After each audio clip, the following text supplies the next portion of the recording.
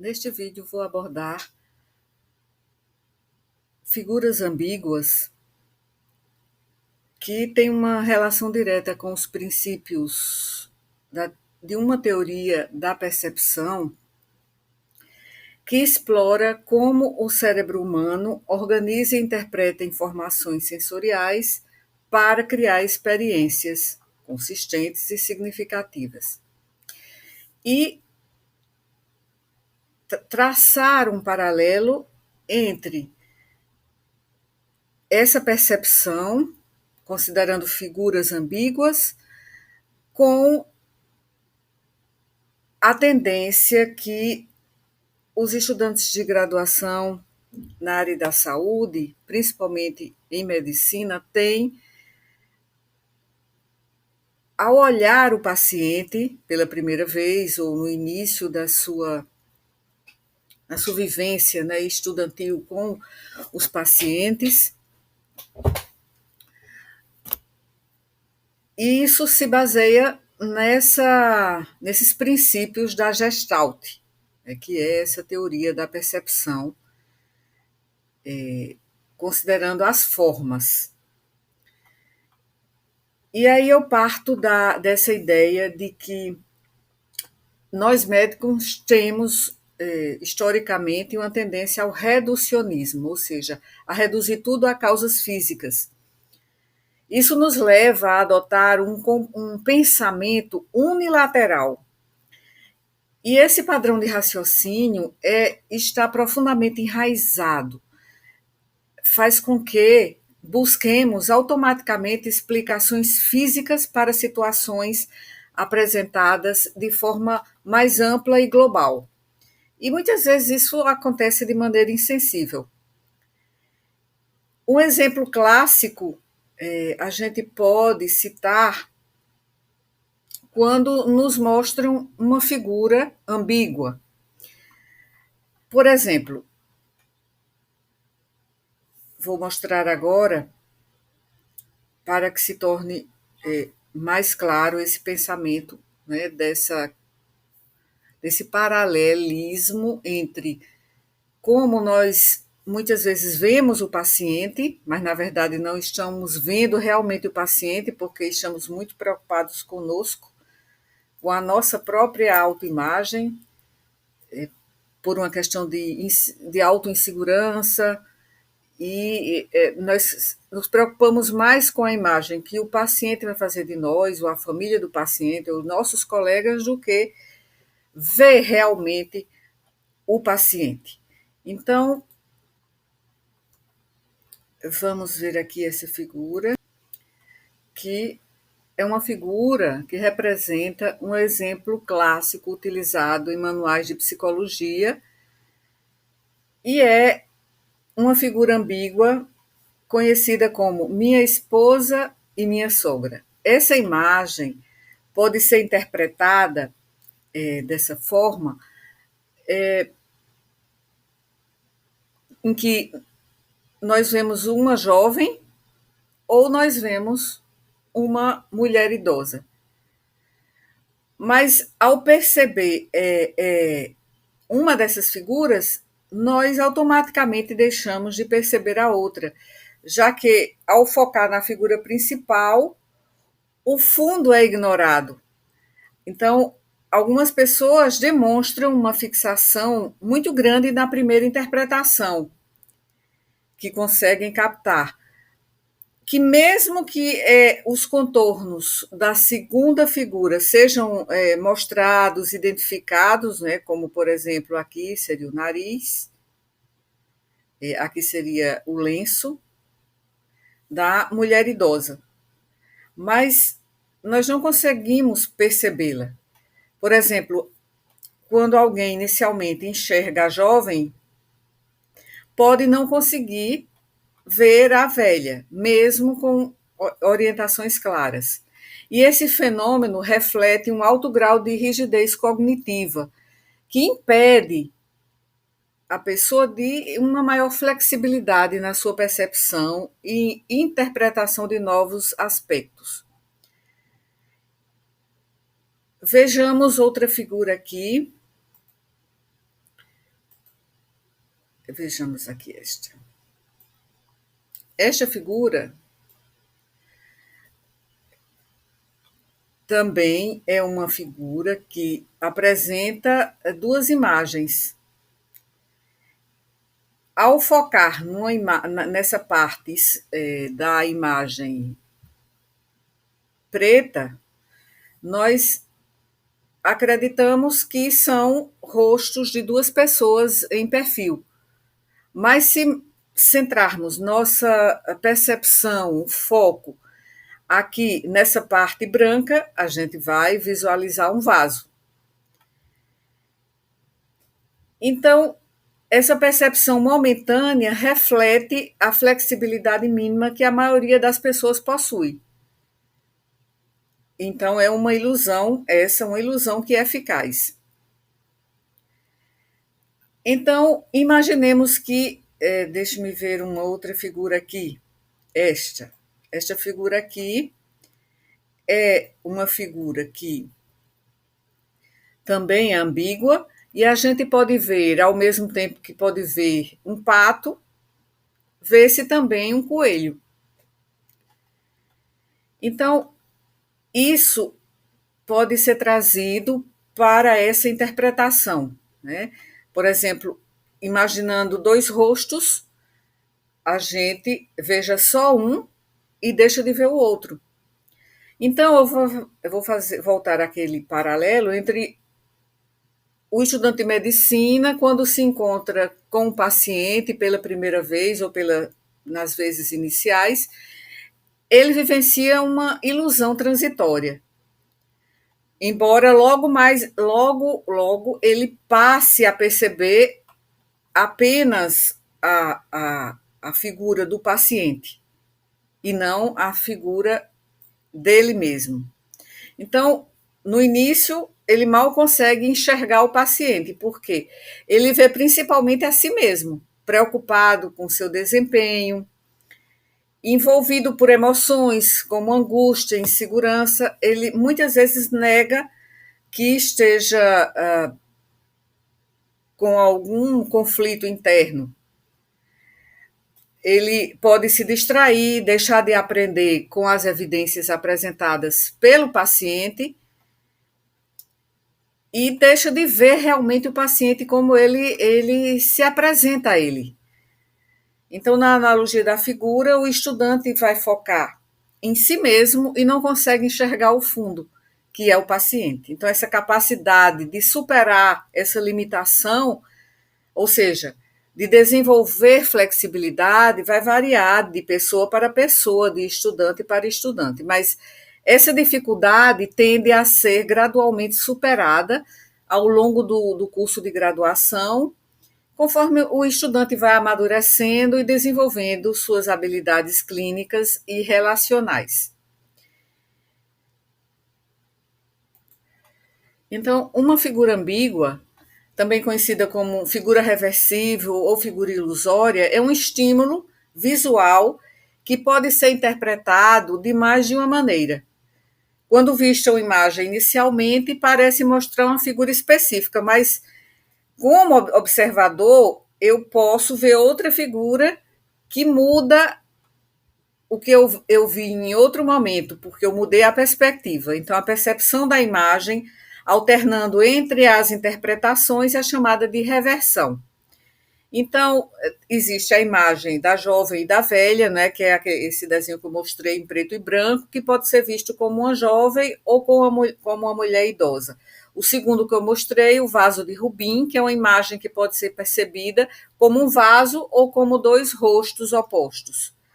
Tem a ilusão coelho-pato, que eu também mostrei, uma imagem que pode ser interpretada como um pato ou como um coelho. Então, essas figuras ambíguas são importantes na psicologia porque frequentemente são utilizadas como ferramentas de pesquisa em experimentos psicológicos. E essas figuras ajudam os pesquisadores a entender como o sistema perceptivo humano interpreta pistas visuais para dar sentido a uma determinada maneira de ver E essas figuras ambíguas têm uma relação direta com, como eu já disse, com os princípios da Gestalt, que é uma teoria de percepção, né, que explora como o cérebro humano organiza e interpreta informações sensoriais para criar experiências coerentes. Então, a Gestalt se baseia nessa ideia de que percebemos o todo antes das partes individuais e que a percepção é influenciada por padrões organizados. Então, o conceito de figura ambígua também tem outra forma de a gente se referir a esse conceito, que é como figura fundo, né? E que foi desenvolvida pela psicologia da forma ou Gestalt. Então, as figuras ambíguas estão nesse contexto, né, da Gestalt e se baseia na ideia que percebemos, né, a partir de diferentes perspectivas, diferentes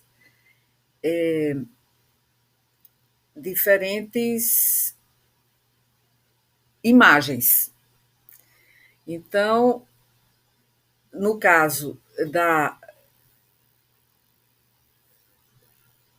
de um estímulo visual, né? A gente distingue um elemento como uma figura, que é o foco principal, e o restante como fundo e que não percebemos. E essas figuras ambíguas, essa distinção pode alternar, né? Como a gente viu no vaso de Rubim.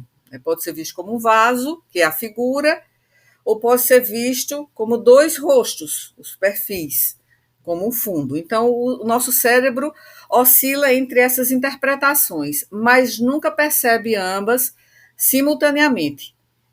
Então, existem na psicologia da forma, o Gestalt, vários princípios, né? O princípio da proximidade, que faz com que elementos próximos uns dos outros sejam percebidos como pertencentes ao mesmo grupo, e em figuras ambíguas isso pode afetar que partes são vistas como uma figura coesa. É o princípio da continuidade, que o cérebro tende a seguir padrões contínuos e linhas suaves, o que pode influenciar a forma como nós interpretamos uma figura ambígua, como essas que eu mostrei. E o princípio também do fechamento, que nós tendemos a completar padrões incompletos, o que pode levar a interpretações diferentes em figuras ambíguas. Então, a oscilação entre interpretações em figuras ambíguas, que é, como eu disse, chama-se de reversão, é um fenômeno perceptivo e demonstra como o cérebro alterna entre diferentes maneiras de organizar as informações visuais. E isso vai acontecer porque o nosso sistema perceptivo busca uma interpretação coerente.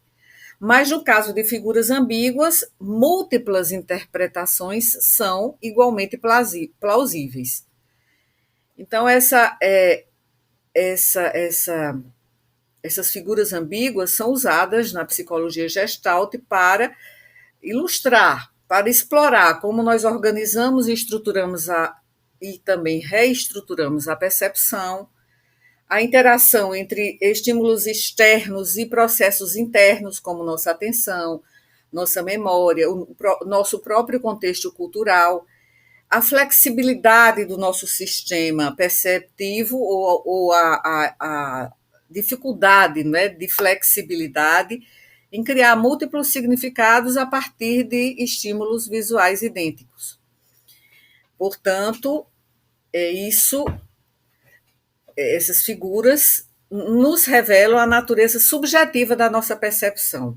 Então, cada pessoa pode priorizar diferentes aspectos de uma imagem com base em suas experiências, suas expectativas e seu foco de atenção. Então, muitas vezes a gente vê o que a gente quer ver, e isso reflete a essência da Gestalt. A percepção não é uma reprodução exata do mundo externo, mas uma construção ativa de nossa, como observador ou observadora. Então, as figuras ambíguas são ferramentas assim fascinantes para ilustrar os princípios da Gestalt. E aqui usei para comparar, para estabelecer um paralelo em que, assim como na figura ambígua, o paciente pode ser visto de diferentes formas, dependendo do ponto de vista ou do foco adotado pelo estudante ou pelo profissional da saúde. Então, em um caso clínico, por exemplo, a gente pode somar sintomas, sinais e diagnósticos para analisar de uma maneira técnica. Ou então nós podemos ver o ser humano integral, uma pessoa com experiências, emoções e história de vida que influenciam sua saúde. Então essas visões, elas não se excluem, como acontece muitas vezes quando a gente tem uma rigidez de percepção muito grande, a gente vê só uma das figuras, não vê a outra. Mas elas exigem do estudante e do profissional a capacidade de transitar entre elas, limitando as possibilidades de cada abordagem. Então, assim como a percepção de uma figura ambígua depende de onde se coloca a atenção, o foco sobre o paciente, na visão do profissional ou do estudante, e essa visão é moldada por sua formação, pelas prioridades que são estabelecidas na abordagem que se faz, não é, do processo ensino-aprendizagem, e, em geral, há uma ênfase inicial na objetividade, no aprendizado de dados clínicos, de diagnósticos. No nosso curso de graduação em medicina, isso acontece, o que pode levar o estudante a reduzir o paciente à condição de objeto de estudo, principalmente quando inicia na disciplina de semiologia. Só que com o amadurecimento do estudante e o amadurecimento depois profissional e ético, exige que amplifiquemos nosso olhar, aprendendo a integrar a subjetividade do paciente, suas demandas, suas necessidades, suas preocupações, suas demandas que sejam sociais, culturais, econômicas, emocionais, reconhecendo como o sujeito do cuidado e não o objeto. Então, o estudante de medicina, assim como alguém que olha uma figura ambígua, precisa desenvolver uma habilidade de perspectivas alternativas. Então, no contexto clínico, isso significa ser capaz de focar no aspecto técnico e objetivo quando é necessário, quando vamos analisar exames laboratoriais, exames de imagem, e reenquadrar a visão para enxergar o paciente em sua totalidade, considerando sua subjetividade, sua história, seu contexto familiar e social. Então, a interpretação de uma figura ambígua é influenciada por quem observa. Então, no caso do estudante de medicina, no profissional da área da saúde, sua visão sobre o paciente vai ser moldada pelas interações que ele tem, né, com os seus professores, preceptores, colegas e com a própria cultura institucional da própria medicina. Então, essa metáfora da figura ambígua ilustra como o olhar do estudante de medicina sobre o paciente pode ser mutável, não é fixo, e multifacetado. E ele pode ser influenciado por uma formação técnica ou por uma abordagem mais humanística, mas o ideal é que essas perspectivas coexistam e que também sejam integradas. Então, enxergar o paciente como uma figura ambígua requer do estudante a capacidade de considerar as camadas de significado que compõem o encontro clínico. Assim, ele pode oferecer um cuidado e uma abordagem que vai além da técnica, integrando a dimensão subjetiva, a dimensão relacional, que é essencial no cuidado em saúde. Então, aqui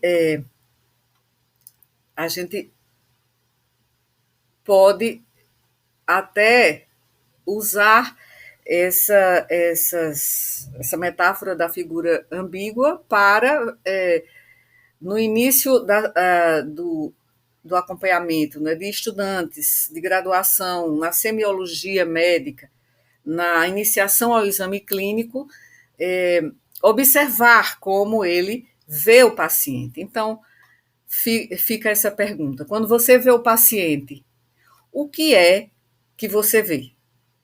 Então, comente aqui, compartilhe, curta e coloque o que você pensa aqui. Como é que você viu o paciente no início quando você passou pela semiologia ou você que está passando pela semiologia? Como você vê o paciente nos contatos iniciais? E como você passou a ver depois, se você já passou por essa fase inicial da semiologia? Então, aguardo os seus comentários, suas opiniões, suas ideias e até o próximo vídeo.